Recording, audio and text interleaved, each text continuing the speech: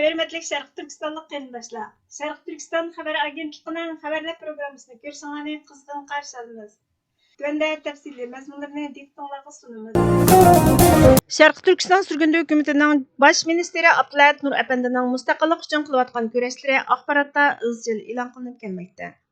Inkestik Media 6 avgust kuni Şərq Türkistan sürgündü hökumətinin baş ministri Abdullah Nur Əpəndini ziyorat qilib, Abdullah Nur Əpəndining kechirmishlarini, kurash hayotini, Şərq Türkistan sürgündü hökumətinin mustaqillik faoliyatlarini xabar qildi. Uyga qaytalmagan Uyg'ur ministr nomli yozmada sürgündagi bir guruh Uyg'urlarning o'zlarini qaytalmayotgan bir tuproq uchun kurash qilish maqsadida sürgün hukumat qurganligi, Abdullah Nur Əpəndining maktab avtobusini haydaydiganligi va bundan mamnun ekanligi, undan ilgari o'qituvchilik qilganligi, 20 yildan buyon u Kanadaning ko'chalarida xotirjamlik his qilganligi, ishdan tushgandan keyin 13 davlatga tarqalgan 60 nafar parlament a'zosidan tarkib topgan Şərq Türkistan sürgündü hökumatining parlamentiga yetakchilik qilganligi, bosh ministerlik vazifasini ado qilganligi, ham hukumatga rahbarlik qilish, ham maktab avtobusini haydash xizmati orasida vaqtni intayin jiddiy o'tkazganligi, davlatining mustamlika ishg'oliyat ostida qolganligidan intayin parishon bo'lganligi, hukumatning tartib olingan davlatining haqqini qo'lga keltirish uchun kurash qilganligi, hech bir davlatning Xitoy ishg'ol qilib olib 1955-yili Şinjan Uyg'ur avtonom rayoni deb nom bergan Şərq Türkistanning besilgan davlat ekanligini e'tirof qilmaganligini, Şərq Türkistan sürgündü hökumatining maqsadining xalqaro jamiyatning Şərq Türkistanning ishg'ol mustamlika qilingan davlat ekanligini e'tirof qilishini qo'lga keltirib, Şərq Türkistanning mustaqilligini asliga keltirish uchun kurash qilganligini, aslida Xitoyning bo'lmagan Şərq Türkistanning Xitoydan ayrilishining Xitoy uchun eng cho'ng ichki bexatarlik andisini qo'zg'aydiganligini, shunga Xitoyning o'qituvchilarni bostirishni o'z ichiga olgan bexatarlik tadbir siyosatlarini ijro qilganligini, Xitoyda zulm sababli maktabdan chiqarilganligini, Uyg'ur tili va tarixi darsini o'rgatganligini, inqilobiy faoliyatlari sababli 3 yil turmada yotganligini, keyin turmaga kirmaslikdagi birdan-bir yo'lning mamlakatdan ayrilish ekanligini his qilganligini, 2001-yili Birlashgan Davlatlar Tashkilotining uningga panohlik salohiyati berganligini, Edmontonga yerlashganligini, oilasidagilarning hammasining uyda qolishga majburlanganligini, Xitoy istihborot organlari oila a'zolarini bir qancha qitim telefon qildirib, uni qaytib kelishga majburlaganligini, 2006-yili mushnondek taklif berilgan bir telefonni rad qilgandan keyin 2 bolasining o'ldirilganligini, 2017-yildagi keng ko'lamda tutqun qilishdan keyin oilasidagilar bilan ko'risha olmaganligini, hech bir ahvoldan xabardor emasligini, qaytib kelsa uning kutadigan o'lim yoki turma ekanligini, 2018-yili Şərq Türkistan sürgündü hökumatida vazifani ustiga olgandan keyin dunyoning har qaysi joylariga tarqalgan Şərq Türkistanliklar bilan munosabatlashish uchun kechalab telefon aloqasi qilib jiddiy ishlaydiganligini, Şərq Türkistan sürgündü hökumatining markaziy ishxonasining Amerikaning poytaxti Washingtondagi Capitol Hillning orqasidagi bir aynaklik binoda ekanligi, ishxonada 2 shira, bir xarita va tomda o'tmishdagi rahbarlarning rasmining borligini, Abdullah Nur Əpəndining Edmontondagi uyidagi ishxonasida Şərq Türkistan sürgündü hökumatining bosh ministerlik vazifasini ijro qilsa, Salih Xudayarning Washingtondagi ishxonasida tashqi ishlar va bexatarlik ministerlik vazifasini ijro qilganligini, Salih Xudayarning Şərq Türkistondagi hayoti buzg'unchilikqa uchragan bir siyosiy panohlang'ich ekanligi, bolalik davridagi uyining o'rniga hozir soqchi punkti qurilganligi, tağning u tarafida nazarband ta'sislarining borligi, sürgündü hukumat va inson haqlari tashkilotlarining uni jazo lagerlari deb ataganligi, dunyoning har qaysi joylariga eksport qilinayotgan mollarning majburiy emgak orqali ishlab chiqarilganligi, agar ikkilisi qaytsa tugab ketadiganligiga ishonganligi, ularning davlat olgan bostirishga duch kelganligi, Xitoy kontrolining qattiqligidan g'arb davlatlariga nurg'ulg'an kishilarning hatto Şərq Türkistan degan nomni anglab boqmaganligi, Xitoy tadqiqotchisi, Pentagon maslahatchisi Bin Ladenning Xitoylarning Şərq Türkistonga 1700-yillarda kelganligini, keyin yangi chegara degan ma'noda keladigan Şinjan degan nom bilan ataganligini aytganligini, sürgündü hukumatning tarixda ag'dirilgan hukumatlarning kimligini saqlab qolishga uringanligini, Şərq Türkistan sürgündü hukumatining bir davlatni idora qila oladiganligiga qoyil qilishga harakat qilganligini, Abdullah Nur Əpəndi Kanada amaldorlari va diaspora tashkilotlariga xizmat ishlasa, Salih Xudayarning Amerika parlament zalida harakat qilib, parlament a'zolarini Şərq Türkistonni Amerikaning tashqi siyosat kun tartibiga kirgizishga qoyil qildirish uchun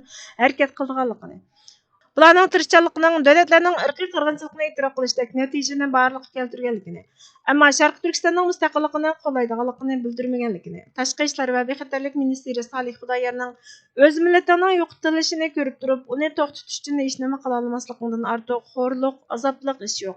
Mening yig'lig'im keladigan vaqtlar ko'p deganligini.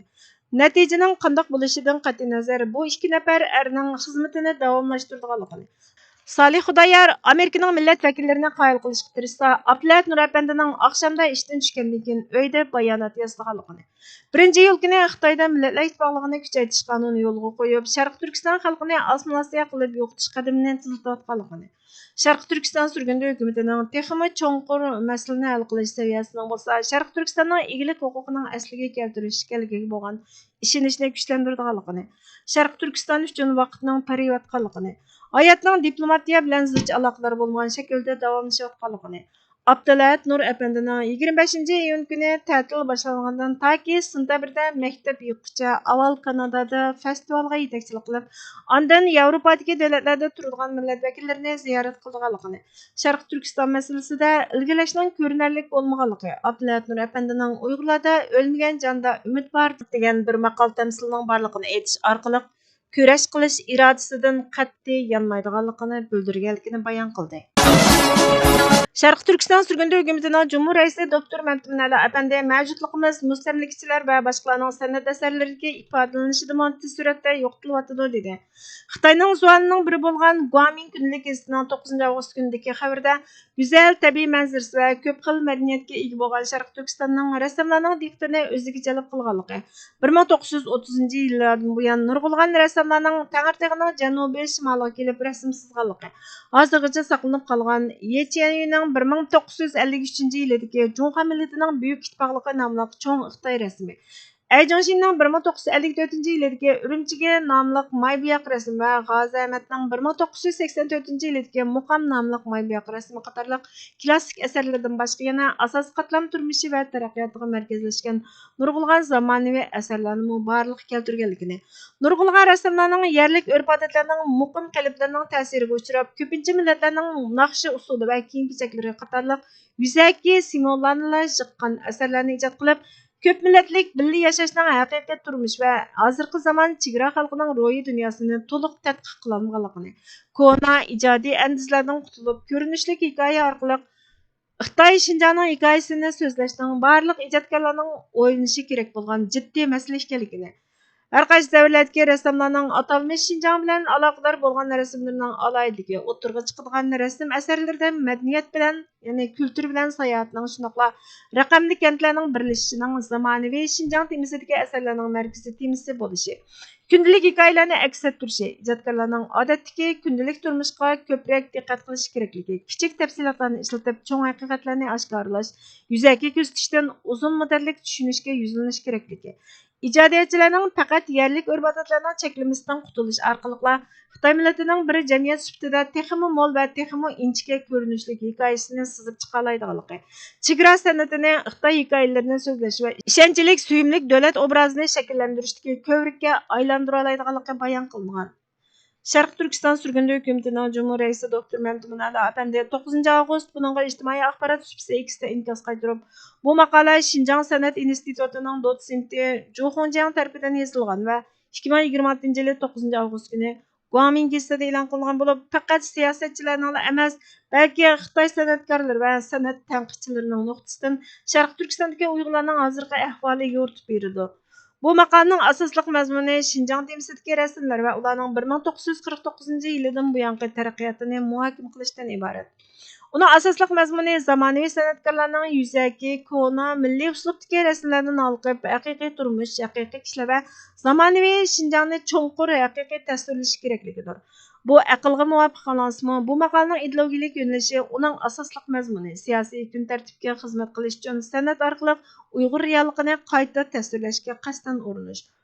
U Şinjan sənətini Uyğur mərkəzçilikidən yiroqlaşdırıb, Xitay milliy kollektivizmiga qarab yüzləndirishga chaqirdi.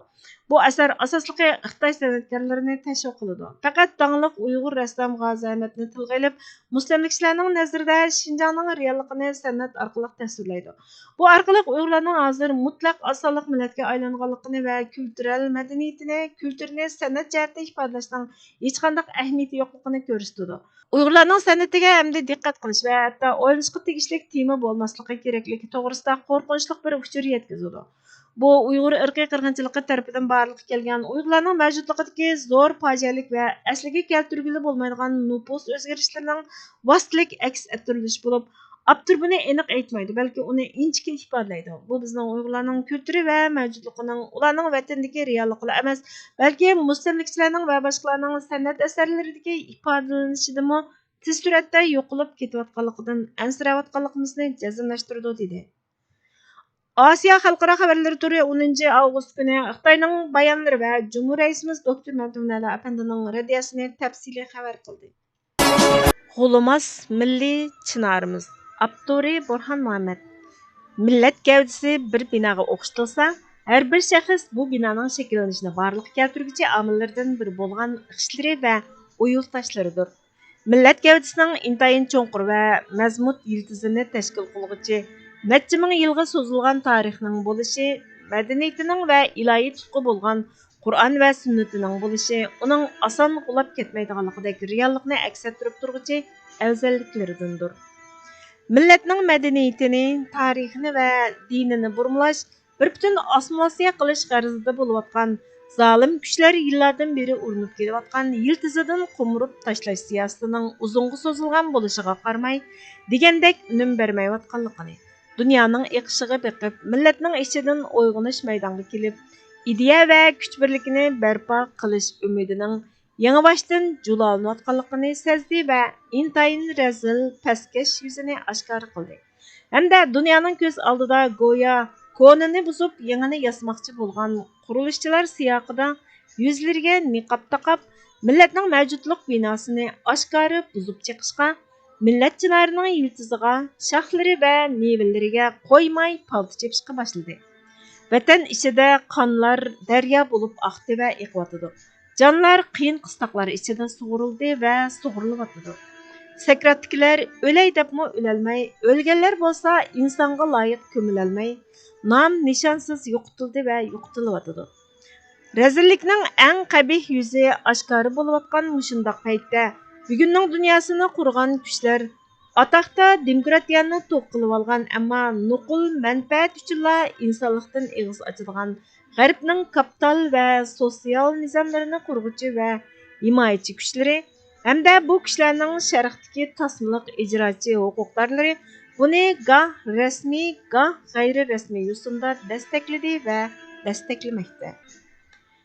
Albatta, tarixiy va madaniyati bilan faxrlanishga arziydigan mardligi, jasorati va haqiqat uchun tavakkulchiligi bilan tunilgan turk dunyosimi bugun bilib bilmay haqiqatlarini unutishga, o'ng'ayli manfaatning qo'yniga o'zini etishga taraddudlanayotgandek ko'rinayotdi.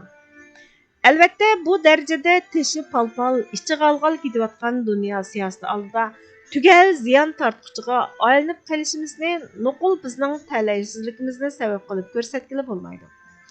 Mushu talaysizlikni bizga ravo ko'rayotgan kuchlarning ko'z yumib olayotgan, bizga yordam qilayotgandek ko'rinib, amaliyotda ta'pilayotgan yillab ishxonalarining eshigi oldida uyandan bu yonga o'tirg'izishdan, umidlantirib qo'yib, qo'shqonga o'tirib olishdan boshqaga yarmayotgan atalmış kishilik huquq va boshqa allaqanday xalqaro darajalik organlarning mas'uliyatimi oz emas.